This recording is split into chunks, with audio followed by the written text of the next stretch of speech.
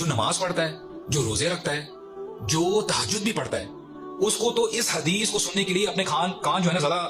کھڑے کر لینے چاہیے اور غور سے سننا چاہیے۔ رسول اللہ صلی اللہ علیہ وسلم صحابہ کرام کے ساتھ بیٹھے اور کہتے ہیں لَأَعْلَمَنَّ أَقْوَامًا مِنْ أُمَّتِي يَأْتُونَ يَوْمَ الْقِيَامَةِ بِحَسَنَاتٍ، کہ اے میرے صحابہ، میں ایسے لوگوں کو جانتا ہوں، وہ میری امت میں سے ہیں اور وہ قیامت کے دن آئیں گے، اتنی نیکیاں لے کے آئیں گے کہ ان کی نیکیاں پہاڑوں جتنی بڑی ہوں گی اور وہ چمکتے ہوئے پہاڑ ہوں گے۔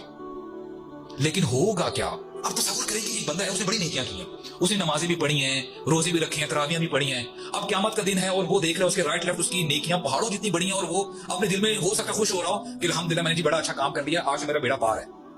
آج میں بچ گیا ہوں۔ لیکن اس حدیث کے اگلے الفاظ ہیں فَيَجْعَلُهَا اللَّهُ هَبَاءً مَنثُورًا، اللہ تعالیٰ اس کی تمام نیکیوں کو ریزہ ریزہ کر دیں گے۔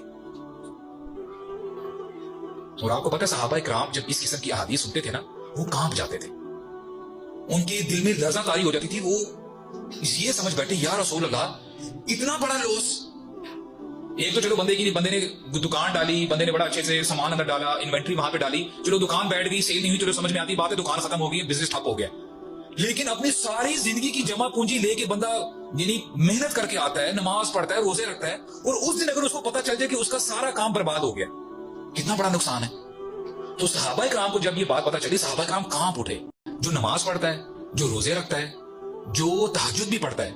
اس کو تو اس حدیث کو سننے کے لیے اپنے کان